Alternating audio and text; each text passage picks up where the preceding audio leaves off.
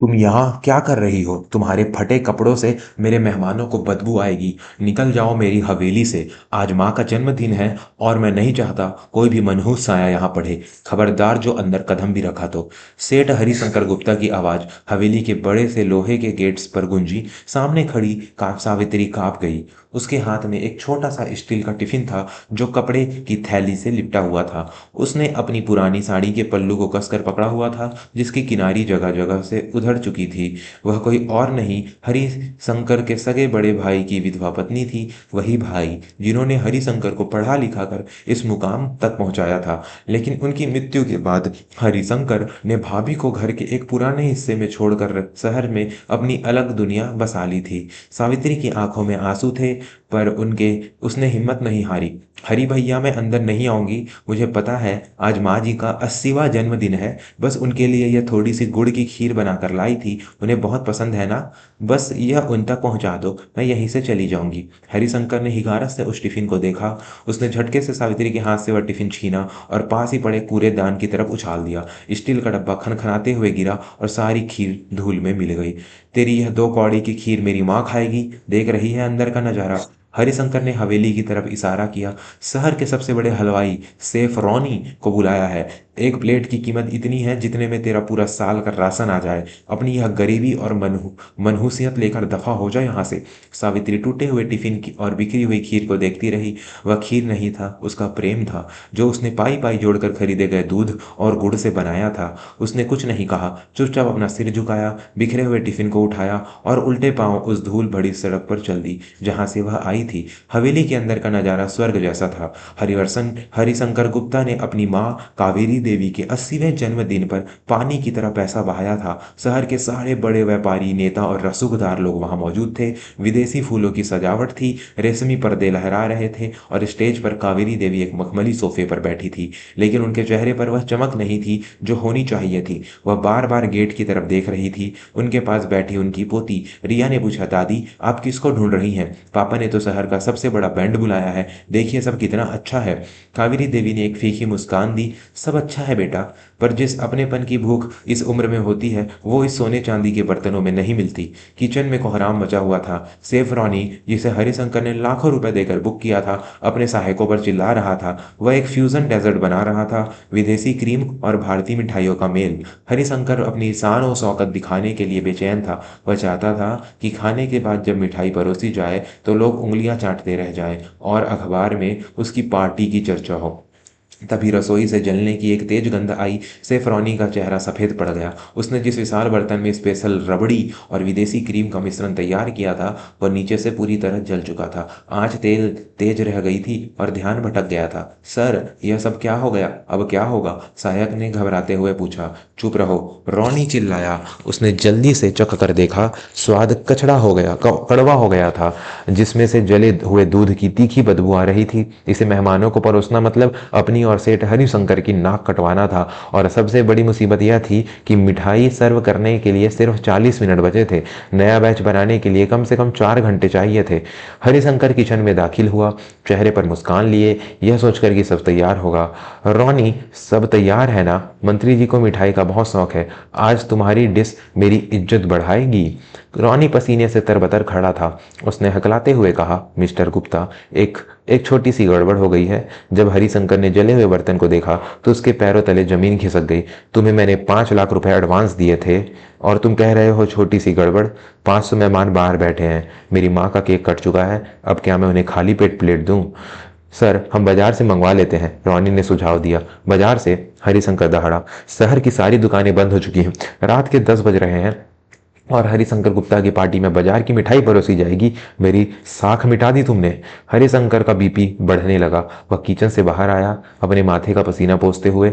बाहर मेहमान खाने की तारीफ कर रहे थे और अब मिठाई का इंतजार कर रहे थे। अगर मिठाई नहीं मिली या खराब मिली तो कल पूरे शहर में थू थू होगी। लोग कहेंगे करोड़पति ने दावत दी और मीठे में जला हुआ दूध पिलाया। वह हताश होकर पिछवाड़े के बगीचे में एक बेंच पर बैठ गया। उसे समझ नहीं आ रहा था कि वह क्या करे। तभी उसे हवा में एक भीनी भीनी खुशबू आई, इलायची और गुड़ की सौंधी सुगंध। यह खुशबू हवेली के पीछे वाले सर्वेंट कार्नर की तरफ से आ रही थी। हरिशंकर उस खुशबू के पीछे पीछे गया।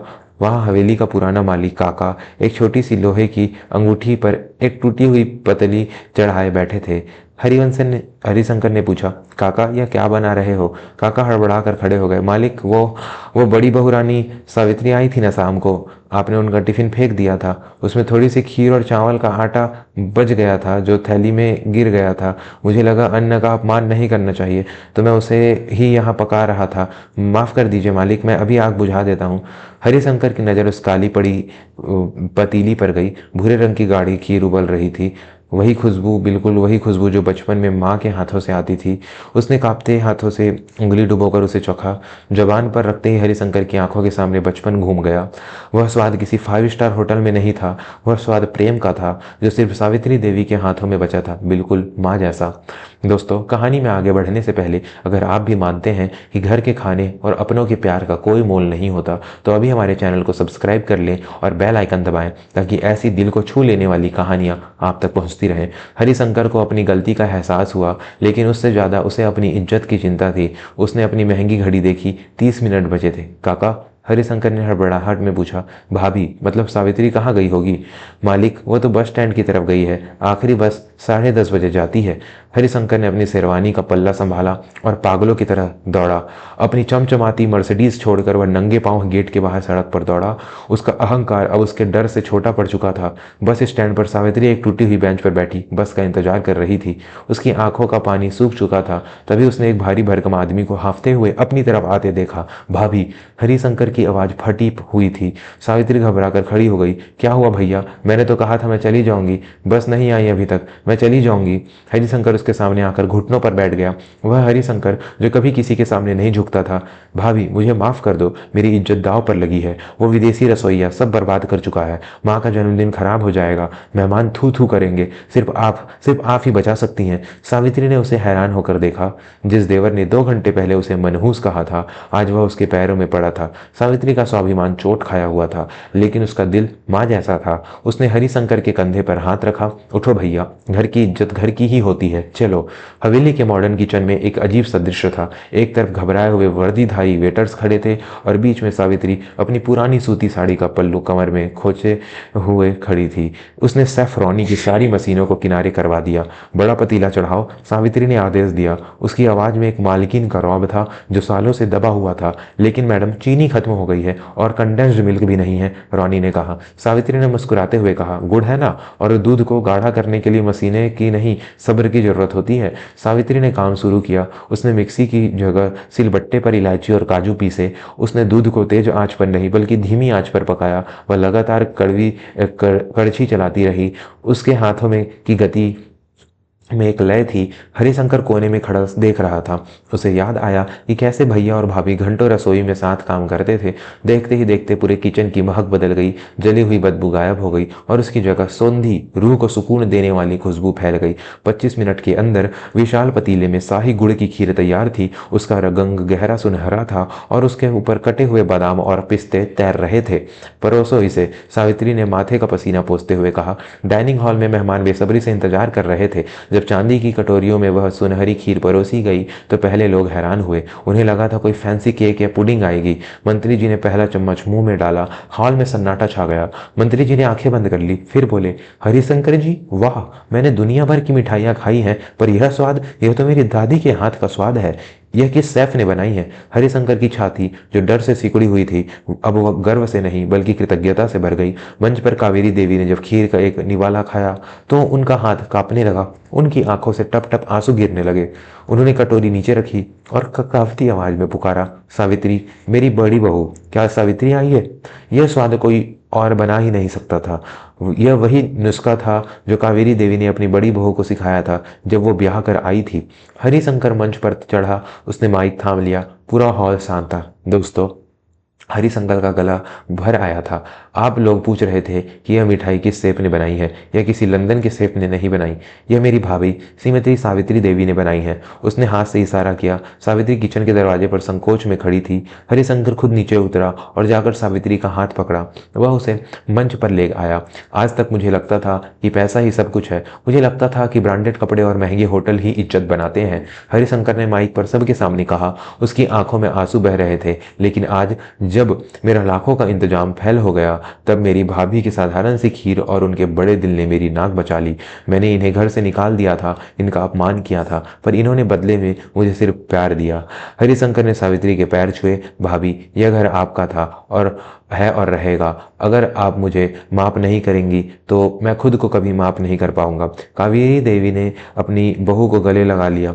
तू आ गई, मेरा जन्मदिन अब पूरा हुआ है।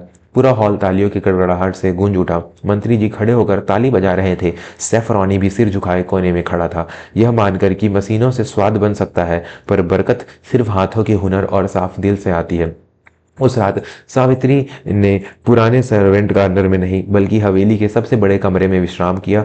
हरिशंकर ने सिर्फ माफ़ी नहीं मांगी, बल्कि अगले ही दिन वकील को बुलाकर संपत्ति का आधा हिस्सा और कंपनी में बड़ा भाई का शेयर सावित्री के नाम कर दिया। लेकिन सावित्री के लिए वह जायदाद मायने नहीं रखती थी। उसके लिए सबसे बड़ी दौलत वह पल था जब पूरा परिवार एक साथ बैठकर वही खीर खा रहा था। उसने साबित कर दिया था कि वक्त खराब हो सकता है, कपड़े फटे हो सकते हैं, लेकिन जिसके पास हुनर और संस्कार होते हैं, उसकी औकात महलों में रहने वालों से भी ऊंची होती है। दोस्तों, क्या आपने कभी महसूस किया है कि माँ या घर के बड़ों के हाथ के खाने में एक अलग ही जादू होता है? अगर हाँ, तो कमेंट बॉक्स में माँ के हाथ का खाना जरूर लिखें। कहानी की सीख, पैसा आपको सुख सुविधा दे सकता है, लेकिन संकट के समय आपके संस्कार और अपने ही काम आते हैं। किसी की गरीबी देखकर उसका अपमान कभी नहीं करना चाहिए, क्योंकि वक्त का पहिया कब घूम जाए कोई नहीं जानता। अगर इस कहानी ने आपकी आंखों में भी नमी ला दी हो तो वीडियो को लाइक करें और अपने परिवार के साथ शेयर जरूर करें।